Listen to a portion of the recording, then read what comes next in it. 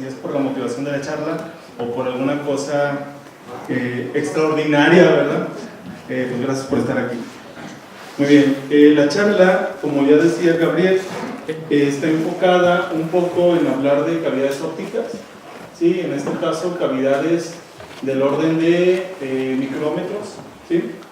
Y sobre todo un fenómeno muy particular que pasa en las cavidades que se debe a un efecto no lineal de tercer orden, ¿sí? Que nos permite contar con múltiples emisiones de fotones centradas a lo largo del infrarrojo en la banda C, yo creo, alrededor, por ahí cerca del aire.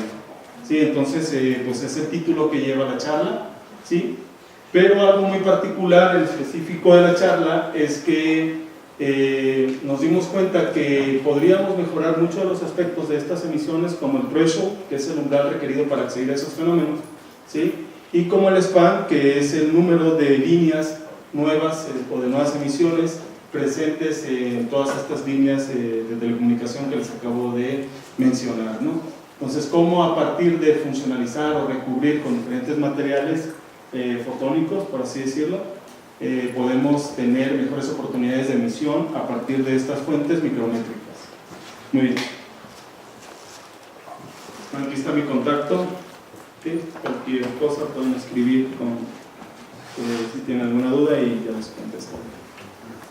Muy bien, la charla está, bueno, se rige, ¿verdad?, a partir de 5 aspectos importantes, que es primero una introducción muy general de lo que son las cavidades, del tipo de cavidades que hay, ¿sí?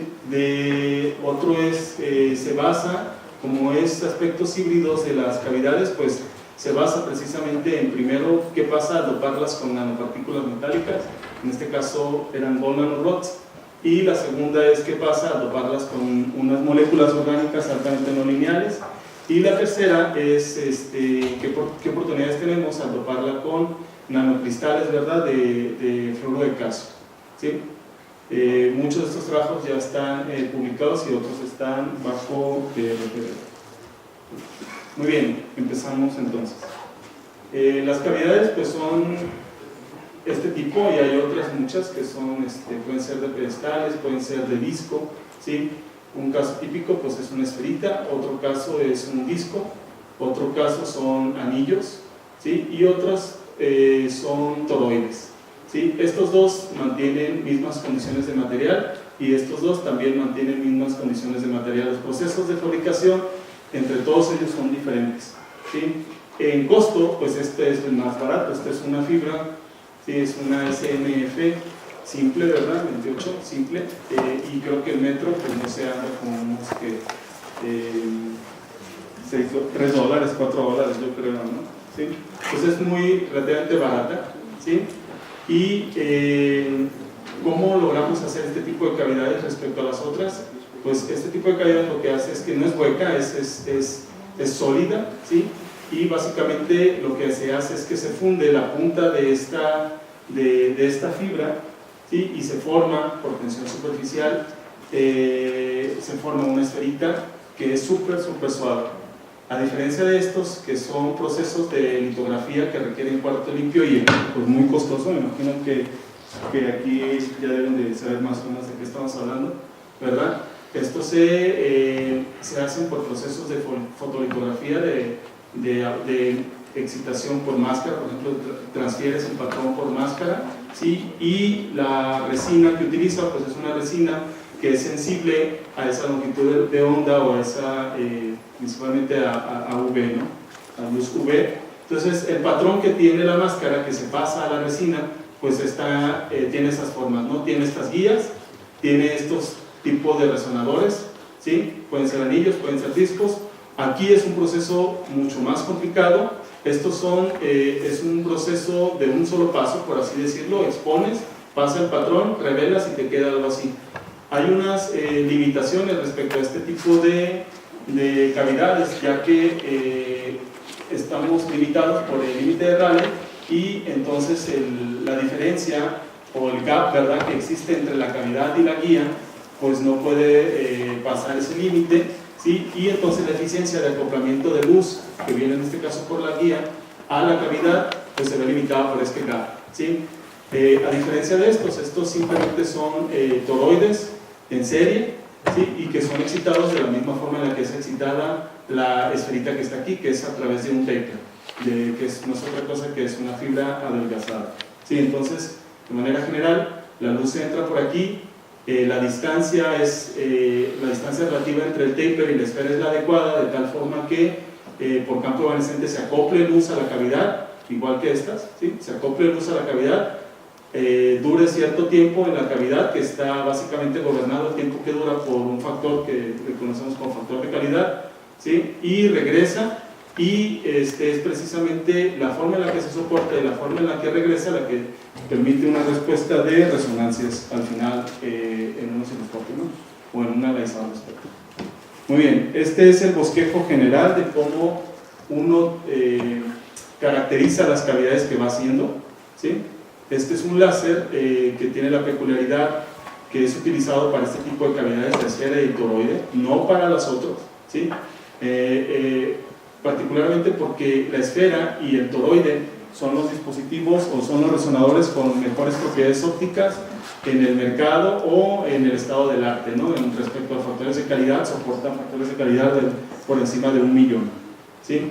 Entonces, para eso, el factor de calidad también está relacionado con el ancho en la resonancia. Cada una de estas son unas resonancias. Entonces, un analizador de espectros, esto es del orden de picómetros, ¿sí? Un analizador de espectros pues no tiene la resolución adecuada para medir estas diferencias o estas propiedades de resonancia de la cavidad, por lo que necesitas un láser sintonizable, y la salida la monitoreas a través de un fotodiodo que está conectado a un osciloscopio y te da un espectro de este tipo en el tiempo, ¿ah? Si uno empieza a aumentar las condiciones de bombeo, en este caso empieza a incrementar la potencia de circulación que va a soportarse en la cavidad, nuevas emisiones pueden aparecer y es el fenómeno en el que estamos interesados, ¿no? Esas emisiones no tienen las mismas propiedades espectrales de las que estamos hablando aquí, y son fácilmente observables en un analizador de espectros, ¿sí? Bien, cuestión de ancho. Vemos esta gráfica, esta foto me gusta bastante porque vemos que es la misma esfera, es el mismo taper, pero a diferentes ángulos la condición de excitación en el azimutal, por ejemplo, se va perdiendo, y de tener resonancias, ¿sí? Vas dejando de tenerlas, las vas perdiendo, ¿sí? Entonces la distancia relativa y la posición respecto a estos dos dispositivos, que es el taper y la esfera, pues es muy muy importante. Para este equipo, bueno, se requiere un láser sintonizable, un analizador de espectros para hacer esto, y un osciloscopio y un fotodiodo. En general yo creo que son como unos 3,5 millones. ¿Ah? Si quieren algo así, o 3 millones. Muy bien. Lo que uno ve en el osciloscopio es que es este tipo de señales, ¿sí? Esta es la forma en la que estás modulando el láser, es como una señal triangular. Cada punto, ¿sí? Cada punto es la modulación de la rejilla del láser, ¿sí? Y corresponde a una longitud de onda particular en la cual se está barriendo. La amplitud permanece constante, entonces hay una formulita que te permite cambiar los segundos a longitud de onda o frecuencia, por ejemplo, ¿sí? Estas son las resonancias, y esta es la resonancia que se observa en todo este rango en el que se está sintonizando el láser, y como parte, nada más es como el espejo de sintonización del láser. Esta resonancia va a ser el espejo, ¿verdad?, de esta que está acá, ¿sí? En principio puedes hacer el análisis para acá o para acá, y ambas deben de ser las mismas, ¿sí? Si haces un zoom en cada una de ellas, encuentras, ¿verdad?, si ven los rangos en los cuales en longitud de onda, pues el ancho de banda, ¿verdad?, de esta resonancia pues es del orden de picómetros, y eso nos da un factor de calidad, si uno toma en cuenta dónde está resonando, pues alrededor de pues más de 1 millón, ¿no? Obviamente, ¿sí? Esta forma de caracterización es muy importante para este tipo de cavidades, ya que al variar la forma de modulación del láser, ¿sí?, al cambiar la frecuencia o cambiar la amplitud de cómo tú estás modulando el láser con un generador de funciones externo, tú puedes ir aislando cada vez más la resonancia que en principio te dará la pauta para generar los efectos ópticos no lineales, que es lo que estamos buscando. Entonces, esta forma de caracterización de resonancias es ideal para lo que estamos buscando, ¿sí? O de caracterización de los resonadores, ¿no? Muy bien, entonces bajo ese concepto empezamos primero con un tipo de cavidades dopadas con nanopartículas, en este caso en forma de robots, ¿sí? Y con material de esfera nova, ¿sí? Muy bien, como el efecto por el cual estamos interesados es un efecto óptico no lineal de tercer orden, pues, y eso es por una cuestión de centrosimetría en el material simple, ¿verdad?, de sílica, ¿sí? Pues nos posiciona precisamente en esta polarización de tercer orden, ¿no? Entonces esta polarización de tercer orden pues, está ligada fuertemente a este tensor de susceptibilidad de tercer orden, ¿sí? Y esto puede tener una parte real y una parte imaginaria, y de esta se pueden derivar muchas aplicaciones, y de esta se pueden derivar muchas tantas otras aplicaciones, ¿no? Entonces, en la parte real principalmente es el índice de refracción no lineal, es el efecto Kerr, por ejemplo, ¿no? Y de la parte imaginaria, de las cosas que son de gran interés, pues es la absorción de los fotones, ¿sí? Que es beta. Acá sería N2, acá sería beta, o podría ser gamma, por así decirlo aquí, y aquí sí sigue siendo beta, ¿no? En algunos textos de libro. Muy bien, las aplicaciones inmediatas de tener excelentes materiales con propiedades muy buenas de este tensor de susceptibilidad de tercer orden, pues puede derivarse generación de supercontinuo, ¿sí? Y aplicaciones de este tipo, ¿no? Como de contraste, básicamente, ¿no? Ambas tienen sus méritos y ambas, ¿verdad?, han dado pues, una gama y siguen dando una gama muy amplia de aplicaciones fotónicas, ¿sí? Muy bien. Pero para cuestiones de cavidades, ¿por qué una cavidad que tiene del orden de micras, que en este caso son 100, 200 micras, nos permite acceder a esos fenómenos ópticos no lineales? Para empezar, el láser es continuo.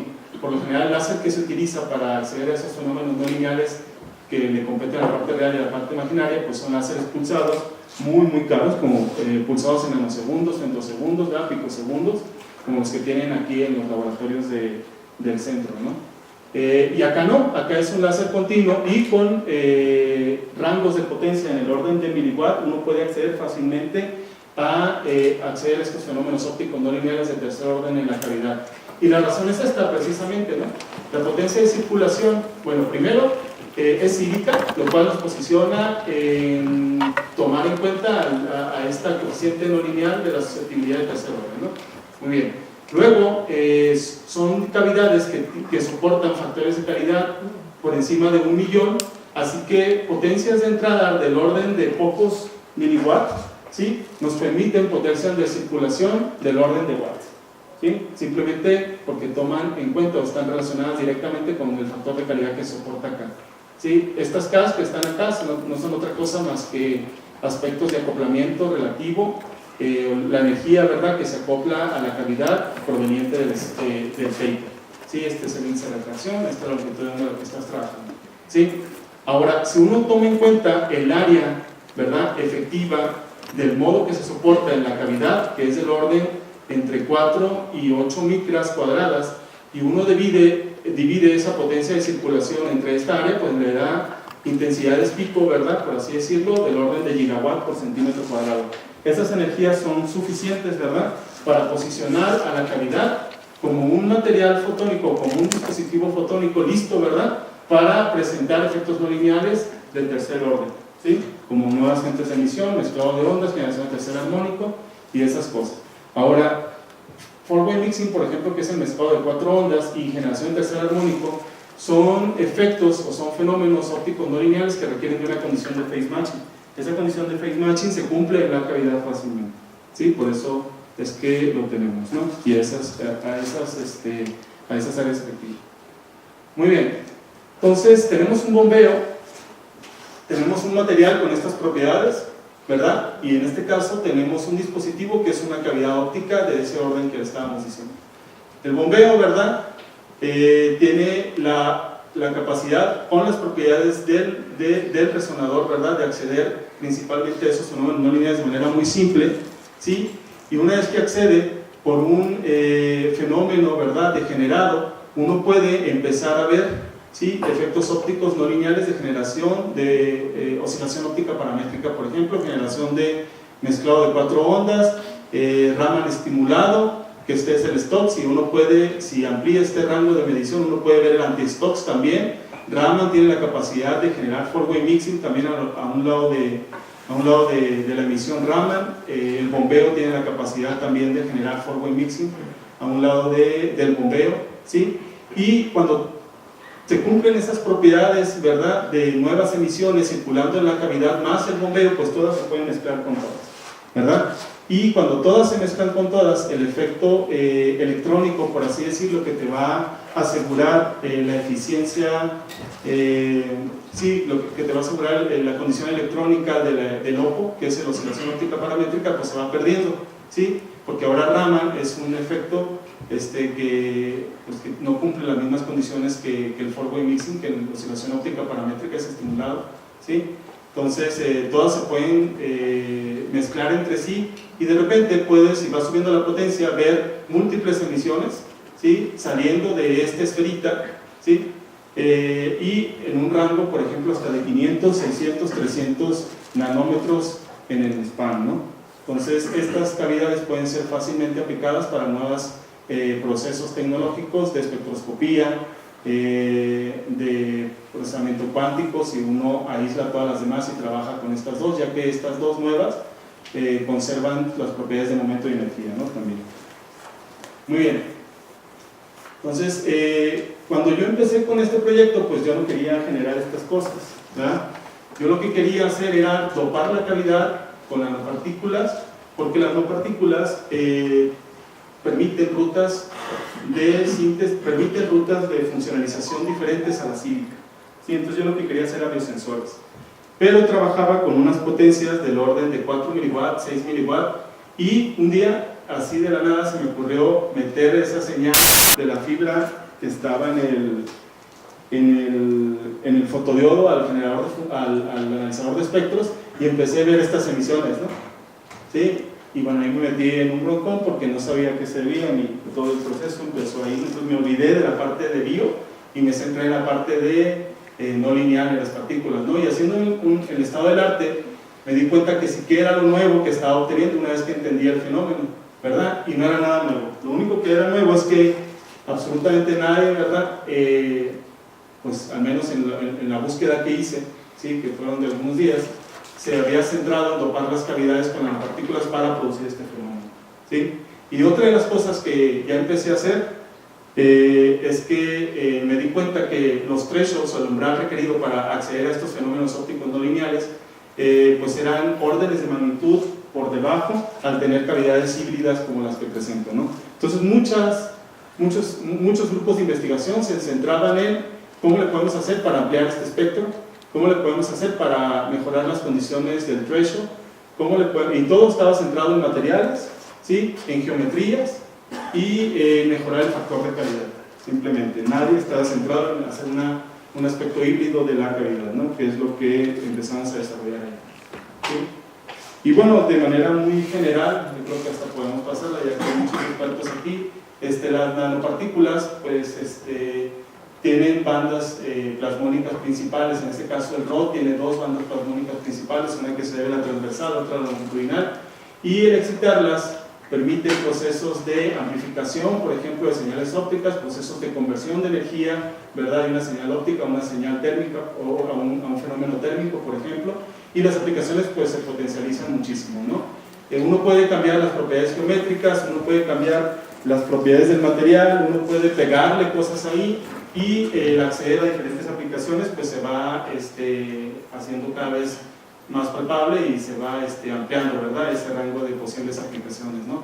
Uno puede meterlas sobre guías de onda, uno puede presionarlas sobre, esto puede ser otro tipo de guía de ondas, doparlas, ¿verdad?, que es de las cosas que empezamos a hacer ya en este grupo, dopar cavidades, pero para procesos de up-conversion, del aseo por up-conversion, ¿sí? Pero algo muy particular de las nanos es que todas sus propiedades, ¿sí?, principalmente se deben al efecto resonante. Eso no hay que olvidarlo, ¿no? Cuando uno se aleja de las propiedades de resonancia de las nanos o del planón de resonancia, en este caso las propiedades no lineales, en este caso es de absorción de los fotones, es la cross section, o G3, por ejemplo, podemos poner aquí, o N2, pues dependen de esa condición del plasmón. Si uno se aloja, Si uno se aleja, perdón, de esa condición del plasmón, esas propiedades no lineales o las propiedades ópticas de las mismas pues van disminuyendo, ¿no? Y la eficiencia en los procesos de las nuevas generaciones pues también. Muy bien. Atendiendo a esto, bueno, no es muy buena la imagen aquí, pero yo decidí primero trabajar con esferitas, primero porque en el estado del arte, ¿sí?, son las cavidades que mejor soportan el factor de calidad, o sea, con mejores propiedades ópticas, ¿sí? O sea, es por encima, es de 10 a la 9 a veces, ¿no? ¿Sí? Entonces, ¿por qué decides trabajar con esa? Porque cualquier cosa que tú le vayas pegando a la cavidad, lo que hace es que va disminuyendo ese factor de calidad. Y si el factor de calidad disminuye, ¿se acuerdan que la potencia de circulación era proporcional al factor de calidad? Pues entonces la potencia de circulación va a disminuir y la forma en la que tú puedes acceder a esos fenómenos ópticos no lineales se va a volver cada vez más complicada, ¿no? Si tú le dopas con muchísimas nanopartículas a la cavidad, pues el factor de calidad colapsa, puede ser de 10 a la 2, de 10 a la 3, entonces acceder a fenómenos ópticos no lineales de los que estamos platicando, pues se vuelve cada vez más complicado. Los nanorod, pues simplemente fueron sintetizados por alguien ahí en el grupo, ¿sí? Y por el método de SIG Method, Seed Assisted Method, y básicamente soportan, este es el longitudinal, este es el transversal que les decía, pero quise ponerlo porque, si ven, está centrado alrededor de 800, ¿verdad? Todas las pruebas y toda la caracterización que nosotros estábamos haciendo estaba por acá en 1550, por acá es plano, ¿sí? O sea, no tiene una banda plasmónica, está muy alejado, ¿no? Las dos bandas plasmónicas principales del rover, ¿sí? Muy bien. Así es como, esto es un render de cómo uno puede visualizar la cavidad híbrida, ¿sí? Esta es la esferita de 130 micras. Cuando la dopas con nanorods, pues se verían de alguna forma así, ¿sí? Están orientados al azar, ¿verdad? Muchos pueden caer en donde tú estás excitando a la cavidad, otros tantos pueden caer por encima y no están interactuando directamente con la luz soportada en la misma. Lo que hay que saber de la cavidad o de las nanopartículas es que se utilizó CTAP, que es una forma de síntesis, ¿verdad?, que ya está muy bien establecida para la síntesis de nanorods, en donde el rod es cubierto pues por este polímero que es CTAP. Uno puede cambiar ese polímero y pegarle, ¿verdad?, otro compuesto que es polietilenglicol, y nosotros en este caso le pegamos este compuesto que se llama PEG, que es polietilenglicol, que son cadenas extendidas, ¿verdad?, de este monómero, ¿verdad? Muy bien, si uno simula, ¿sí?, por elemento finito, cómo se soporta el plasmón ahora en esta condición híbrida de la cavidad, pues ves el modo fundamental, se soporta en la cavidad, ¿sí? Si haces un zoom, esta es la nanopartícula por cierta distancia. ¿Cuál? Esa distancia pues era del orden de ciertos nanómetros que nosotros suponíamos que debería de tener el polietilenglicol o el CTAP, ¿verdad? Entonces, recordemos que estábamos excitando o que hacíamos estas simulaciones a 1550, ¿sí? Y que las bandas principales plasmónicas del ROT pues eran en 800, ¿sí? Entonces, se soporta pero a la vez también se soporta un modo, ¿sí?, en un área efectiva pues mucho menor que esta, y de esta forma está también con un campo eléctrico, ¿verdad?, más concentrado que el que tiene que está acá. Si uno hace un corte transversal aquí, sin nanopartícula se ve así, con la nanopartícula ves pico, ¿verdad?, intenso, que se debe en intensidad, ¿verdad?, del campo eléctrico, que se debe precisamente a esta condición del modo soportado entre la esfera y la superficie metálica del oro, ¿verdad?, del rod. A ese modo nosotros le vamos a llamar modo híbrido, y es un conjunto, ¿verdad?, de un modo de galería, que es este que está acá, y un modo plasmónico, ¿verdad?, que se soporta en este caso en la cavidad, al cual pues es un plasmón polaritón básicamente, ¿no? Entonces todo lo que está excitando esta interacción pues va a ser lo que está posicionado justo entre estas dos superficies, la de la sílica, ¿sí?, que es el dieléctrico, y el metal. Si uno hace el ejercicio, es muy fácil, ¿verdad?, en la compu, de alejar, ¿verdad?, o de jugar con esta distancia relativa, ¿sí?, pues esa amplificación se va perdiendo, ¿sí?, y se pierde alrededor de 30 nanómetros. Yo pensé que iba a estar más que sí se iba a ver, pero bueno, son 30 nanómetros, acá son 5 nanómetros, ¿sí? Estos estudios ya se habían hecho antes, ¿verdad? Meramente teóricos y de simulación ya se habían hecho antes, y resulta que estos factores de amplificación son de 30 veces respecto a lo que está aquí adentro, ¿sí? Nosotros obteníamos cosas como de 10, 20 veces, ¿sí? Factores de amplificación en comparación con esferas o microesferas no funcionalizadas, ¿no? Muy bien, atendiendo a todos estos conceptos y a toda esta forma de visualizar nuestro dispositivo híbrido, pues lo caracterizamos, ¿verdad? Hay algo muy particular una vez que estás en el laboratorio y quieres saber, ¿verdad?, en qué momento puedes tener esas propiedades ópticas no lineales o los fenómenos ópticos no lineales de la cavidad misma, ¿no? Y esta es una resonancia característica. Este es un tipo de resonancia característica que uno ve en el osciloscopio y lo cual casi te dice, ¿verdad?, que el 90%, ¿verdad?, te dice que si tú conectas lo que estás viendo en el osciloscopio al OSA, puedes empezar a ver estas nuevas emisiones, ¿verdad? Esto ya no tiene más la forma de una lorentziana, ¿sí? Al contrario, es algo como triangular, ¿verdad? Y no es otra cosa más que competencia entre dos fenómenos, ¿sí? Que la cavidad tiene un proceso, un fenómeno que que ya accedió a su fenómeno Kerr, ¿sí? Y también que por la potencia de circulación se está calentando tanto que la misma resonancia tiende a irse hacia un lado, pero el fenómeno Kerr hace que se vaya hacia el otro lado, y esta es por sí misma self-stable, ¿no? Es autoestable, permite no moverse, ¿no? ¿Sí? Entonces, si uno conecta, como les decía, la transmisión a un OSA, que es un analizador de espectros, uno empieza a ver que alrededor de bombeo están estas emisiones, ¿verdad?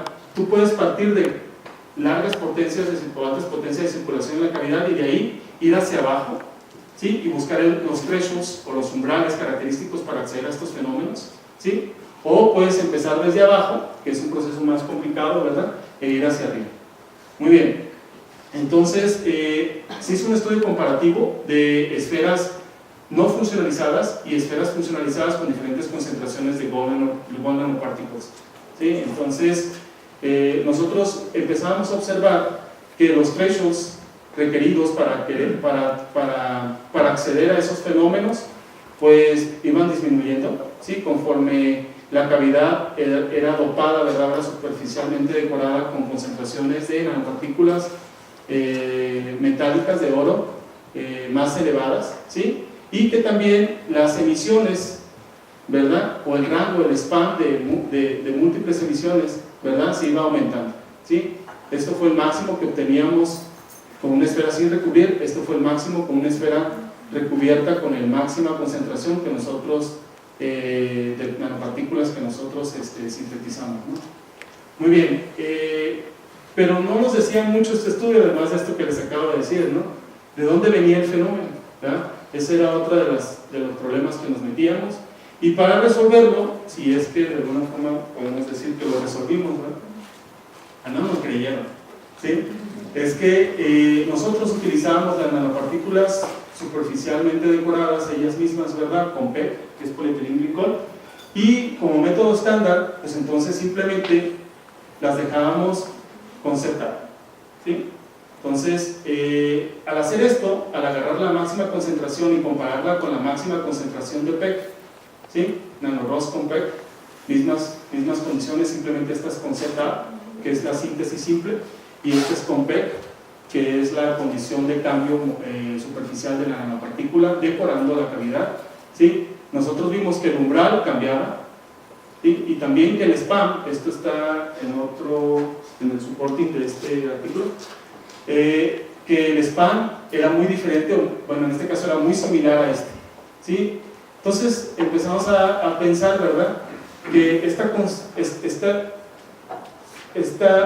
conformación del método híbrido estaba excitando el PEG, ¿sí?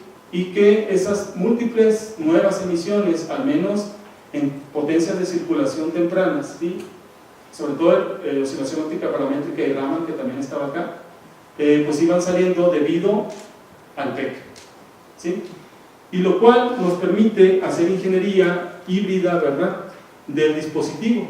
Básicamente uno puede dopar o recubrir o decorar, ¿verdad?, la nanopartícula con moléculas o con polímeros altamente no lineales o con mejores propiedades ópticas y acceder a mejores condiciones de threshold o mejores condiciones de emisión en el span, ¿no? O sea, estos fueron como 300 nanómetros, puedes lograr hasta 500, 600 nanómetros de más emisión. Muy bien.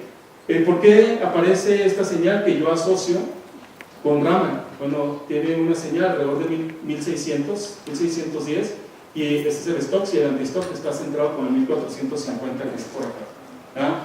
Esto, la ganancia Raman en la sílica es órdenes de magnitud mucho mejor, ¿verdad?, mucho mayor que la ganancia o que el coeficiente que es N2, que es el responsable de estas emisiones que están aquí alrededor. ¿Sí? Entonces es muy fácil en este tipo de cavidades, en este tipo de dispositivos, no encontrar primero OPO, estas nuevas emisiones que están aquí, sino encontrar simplemente Raman. Y que Raman ahora esas nuevas emisiones se mezclen con el bombeo y te permitan nuevas emisiones, ¿verdad?, por procesos de forward mixing entre ellos, ¿no? ¿Sí? Muy bien. ¿Y por qué les digo esto? Porque es la motivación de lo que sigue, ¿no?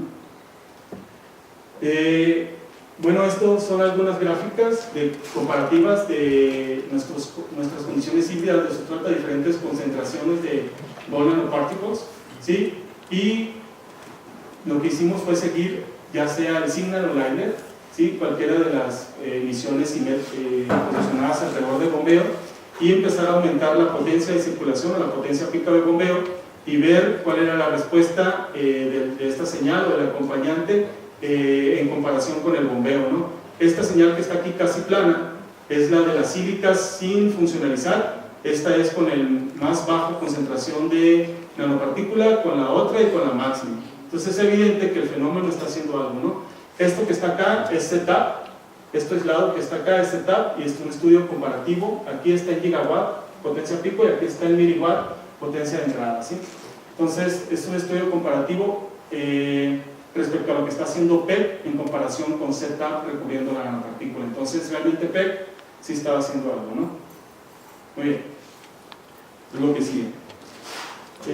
Había otros intereses en el grupo en el cual ciertas postdocs estaban interesados en utilizar, que eran químicos, ¿verdad?, que son químicos, de hecho, estaban interesados en utilizar sus moléculas que ellos sintetizaban o que ellos ponían, ¿verdad?, sobre las cavidades para efectos de emisión en el azul, ¿sí? Pero nunca lo lograron. Tenían ahí como 2 años y nunca lo lograron. Entonces, una buena tarde decidimos, ¿verdad?, ver si este tipo de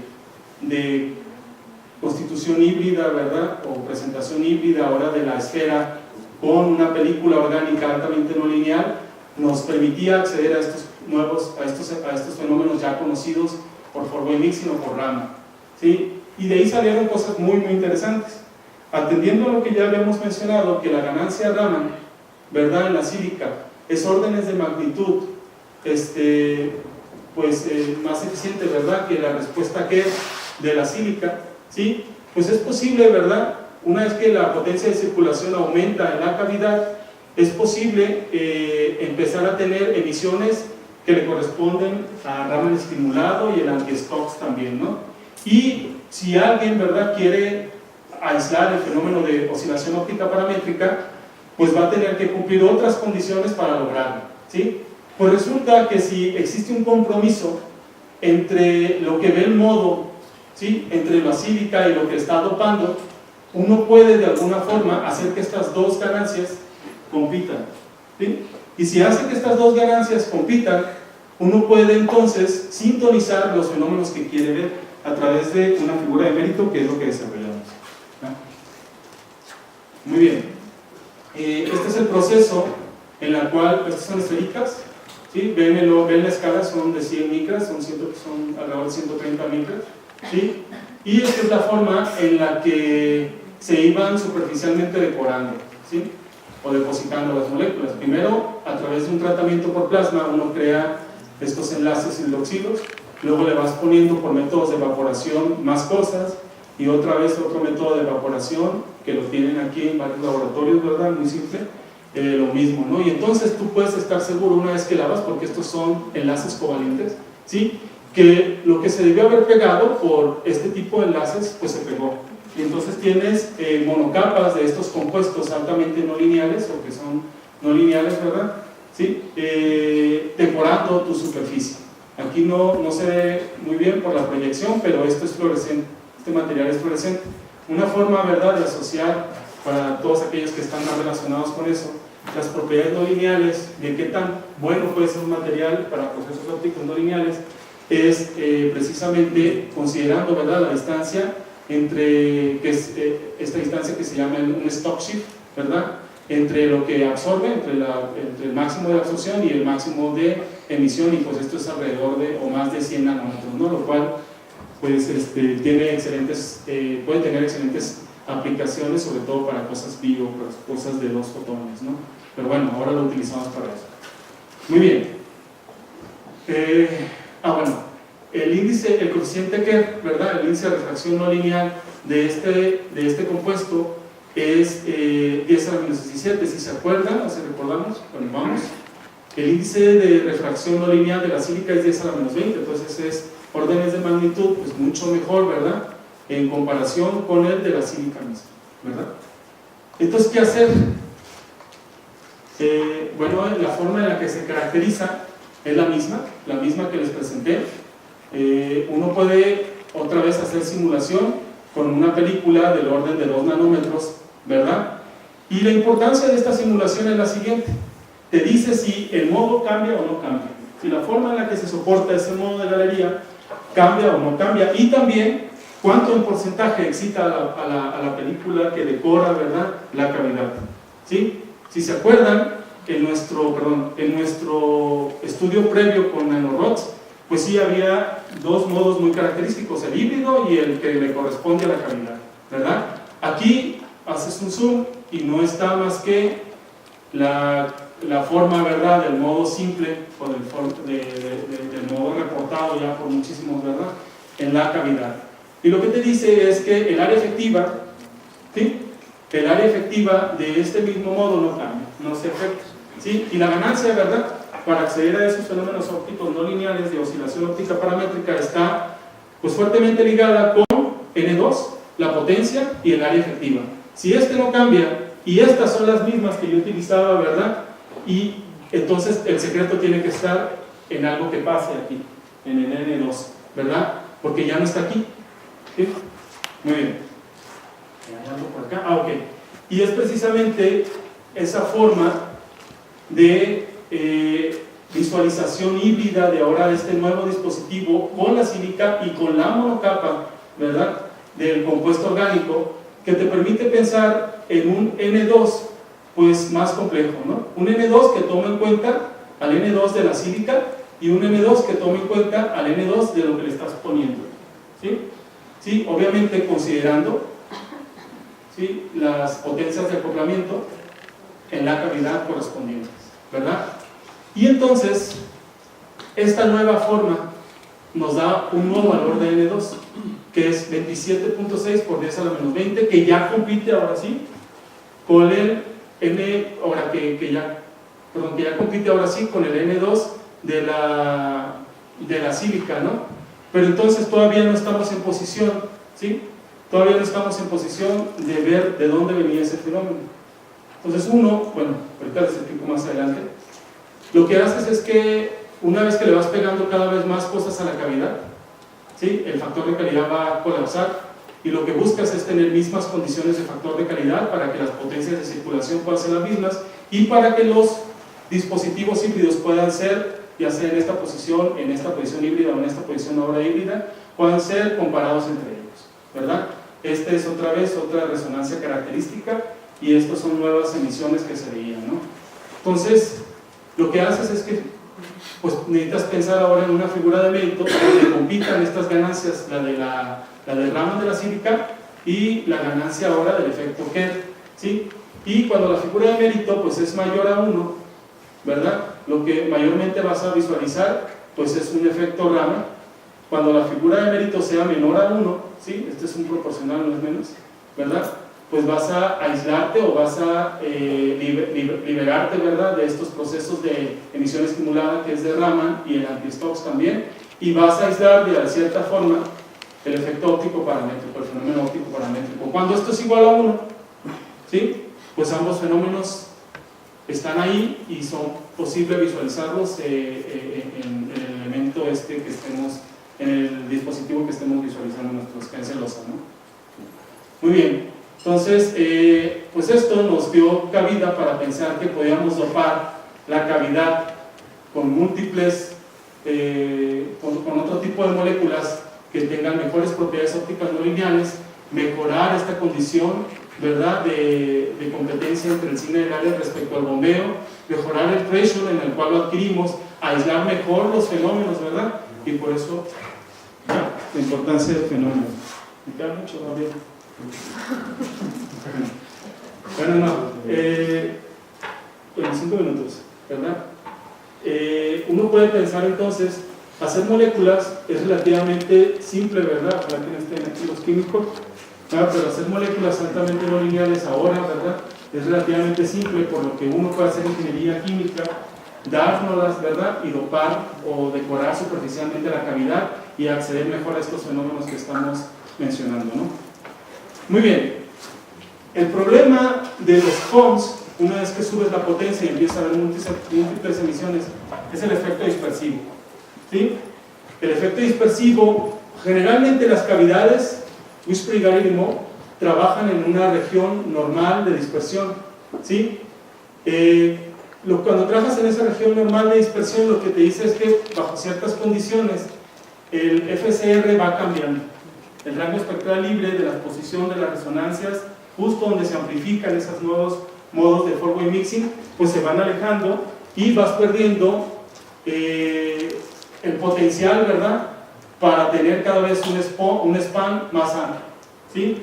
Todo lo que buscas es hacer ingeniería, ¿verdad?, de dispositivos en el cual, a través de encontrar ese material adecuado que decore la superficie, ¿verdad?, porque ya vemos en la forma en la que interactúan los modos, ¿sí?, que mejore la superficie, que decore la superficie, mejore esas propiedades de dispersión y te permita trabajar en una región de dispersión cero, o que compitan la región de dispersión anómala con la región de dispersión normal, ¿sí?, y que eso te permita tener mejores condiciones de span, de emisión. Un material que cumple estas condiciones de trabajo en la dispersión anómala, ¿sí?, pues es el fluoruro de calcio, ¿sí? El problema del fluoruro de calcio es que estos cristales, pues por métodos de laboratorios de cuartos limpios para hacerlos, ¿verdad?, o integrarlos sobre chips, pues es un problemón, porque no son compatibles con los plasma etching o con los procesos de fabricación que ahí se llevan. Entonces uno o los que trabajan con él se dedican a hacer pulido sobre este material, sobre este cristal, y forman estas cosas, ¿no? Pero eso pues no es, está alejado de lo que una condición de integración requiere de las nuevas tecnologías, ¿no? Todo lo que hicimos en el laboratorio, ¿verdad?, fue crear nanocristales de este material, dopar la cavidad y ver cómo se mejoraba el span. La forma de excitación es la misma, ¿sí? Vemos que el modo no se altera, ¿verdad?, con la presencia de los nanocristales que están por aquí. Bueno, la proyección no es la ideal, pero por aquí están los nanocristales de calcium fluoride. Vemos que el modo no se altera, por lo que nos posiciona otra vez en la misma discusión de lo del área efectiva y estas cosas. El N2 del calcium fluoride es menor que el de la sílica, así que no es por ahí tampoco. Entonces realmente lo que es básicamente la condición de dispersión que tiene el calcium fluoride, ¿no? ¿Sí? Entonces uno puede ver, ¿verdad?, ver cómo es la tasa de cambio del rango espectral libre con y sin nanocristales de fluoruro de calcio. Este es para una esfera que no está recubierta, y esto es para un toroide o esferas que están recubiertas con calcium fluoride a diferentes diámetros, ¿verdad?, a diferentes diámetros, condiciones geométricas del cristalito, ¿sí? Y vemos que esa tasa de cambio, ¿verdad?, vemos que esa tasa de cambio pues se va haciendo, va disminuyendo, ¿verdad? Vean esto, ¿sí? va disminuyendo conforme el material es mayor, ¿verdad? Entonces, estas son, si recuerdan, estas eran las emisiones que yo obtenía o que obteníamos con Gold Nanorods, que era de 1400 a 1700, y ahora estas son las nuevas emisiones que se obtienen, ¿verdad?, a partir de poner o superficialmente decorar con nanocristales de calcio fluoride en las cavidades, ¿no? Se obtienen casi, bueno, sí, obviamente 500 nanómetros, 200 nanómetros más de nuevas emisiones, ¿verdad? Todas regidas bajo el mismo fenómeno, ¿verdad? ¿Sí? Four-way mixing, Raman estimulado, anti-stocks, OPO, ¿verdad? Y esto es la respuesta de los dispositivos que no están recubiertos con esas nanocristales, ¿verdad? Muy bien, como ya me tengo que ir a prisa, uno iba a hacer lo mismo, lo anterior era con esferas, uno hace lo mismo con cosas ya integradas que son toroides, y estas son las emisiones de un toroide sin recubrir o sin superficialmente decorarlo con estos nanocristales, y estos son toroides superficialmente decorados con nanocristales. Es evidente que hay mejores condiciones de emisión y el POM, ¿verdad? El peine tiene una morfología pues mucho mejor, superior, ¿verdad?, que lo que se muestra con un dispositivo de esta forma. Pues ahora que tienes estas técnicas, ¿verdad?, a estas escalas, pues puedes hacer una de las aplicaciones más simples que se van a generar o se van a derivar de tener este tipo de dispositivos, ¿sí? Pues es hacer espectroscopía en esta región del infrarrojo. Bueno, el rango de interés para las moléculas, ¿verdad?, pues es de 2 micras a 20-25 micras, ¿sí? Pero con las nuevas tecnologías que vienen y con las nuevas conformaciones híbridas de estos dispositivos, recordemos que la sílica tiene absorción en 10 micras, ¿ya? Pues uno puede fácilmente evitar esas condiciones de absorción de la sílica y trabajar estos dispositivos para procesos de espectroscopía, ¿sí? Creo que es todo.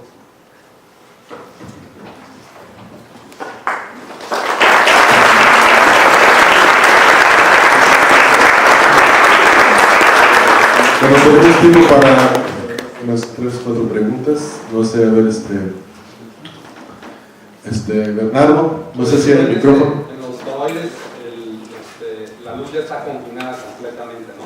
Ah, bueno, podemos dejar ¿verdad? Es que si no, no los oyen en Aguascalientes. Sí, podemos dejar esta diapositiva, ¿no, Bernardo?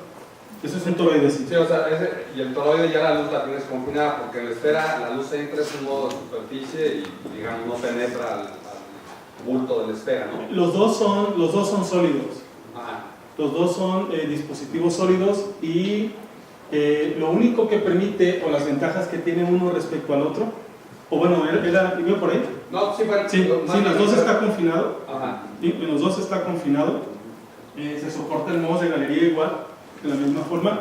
La gran diferencia es que al tener toroides de estas dimensiones, lo que aíslas es el azimutal, ¿verdad? Entonces, todos los posibles modos que pudieras haber excitado en la esfera, pues te los vas quitando y aíslas con el modo principal que debes de trabajar, que es en el fundamental. Entonces, Sí, bueno. Y luego la otra pregunta, cuando dopas al azar, no sabes dónde quedan tus dopantes. exactamente. Y ahí quisieras como que concentrarlos de alguna manera, ¿no? Me imagino. Sí. No necesariamente. Sí, dopo al azar, se dopa al azar. La forma en la que, por ejemplo, con los rods o con estos cristales en la esfera es por deep coring, ¿sí?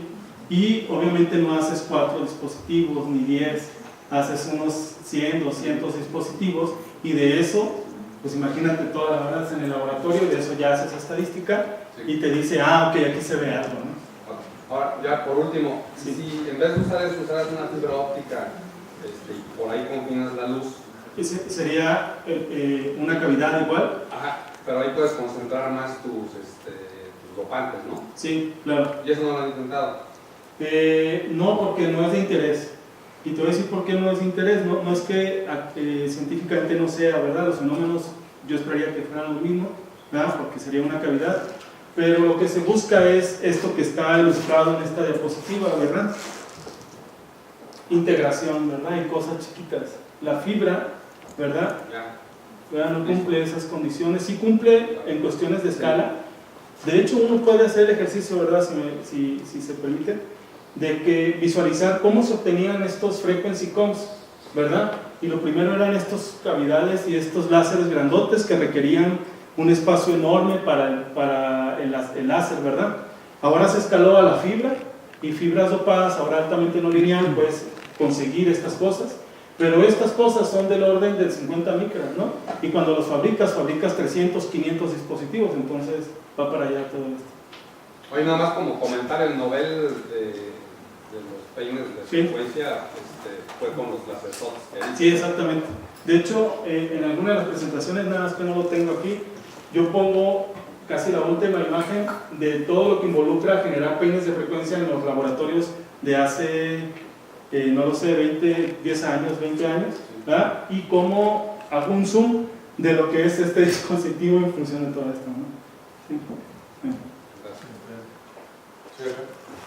Yo tengo una duda, no te entendí bien si, bueno, en los espectros se ve ahí, pero el tiempo no se ve si es continuo o pulsado, que puede que sea pulsado, pero pulso muy, o sea, a lo mejor tienes ahí adentro una amarre de modos o algo así. Sí se tiene una amarre de modos, ¿verdad?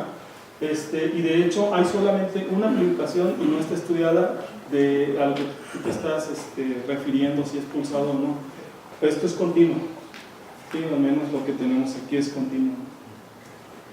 No sé, está la razón, ¿no? Sí, el bombeo es continuo, ¿no?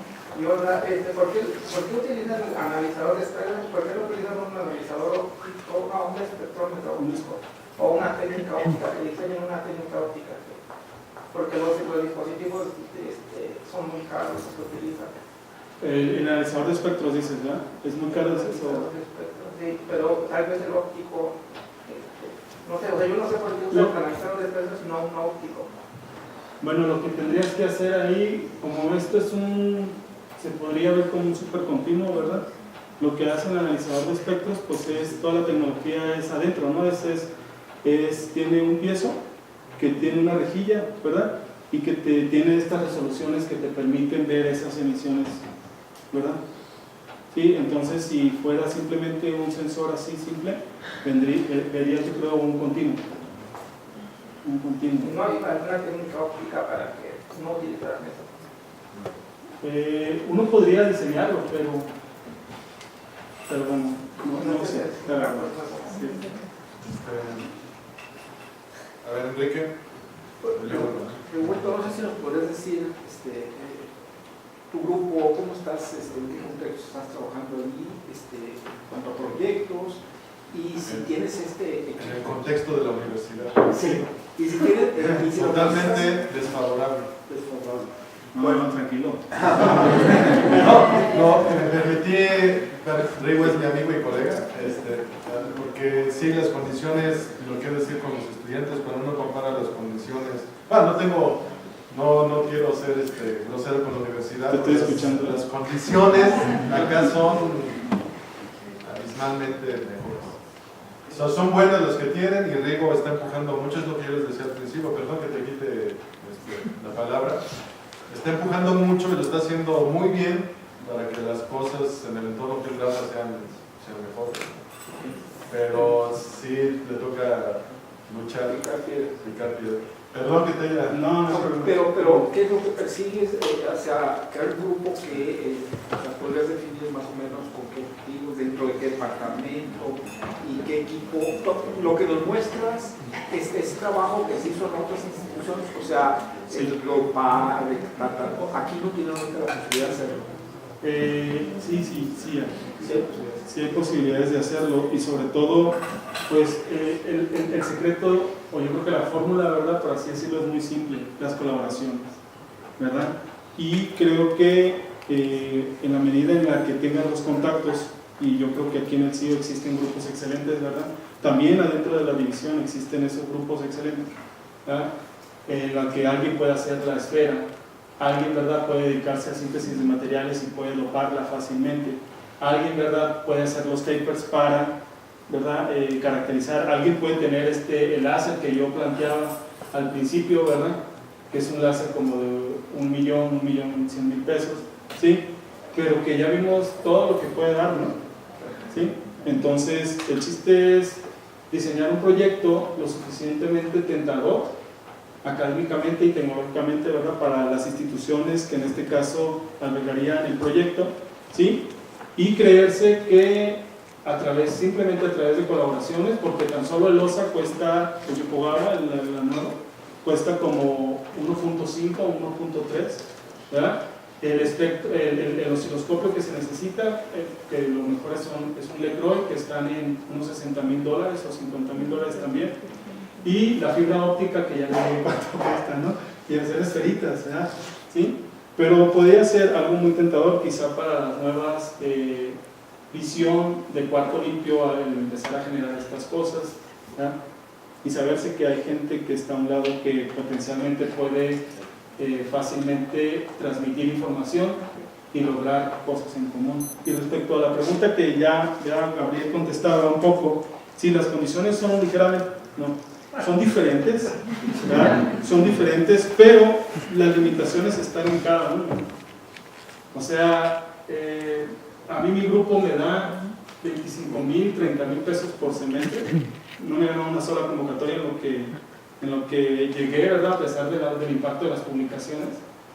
Y con esos 30,000, pues llevo ya varios estudiantes graduados, hay varios artículos que están saliendo, ¿sí? Y sobre todo, ese dinero que me dan a veces se va en congresos para los estudiantes. O sea, la limitación está en enorme, yo creo, ¿no? ¿Cómo? No alcanzaba a ver bien sus gráficas, pero más o menos cuánta energía tienes en el supercontinuo, ya fuera del dispositivo.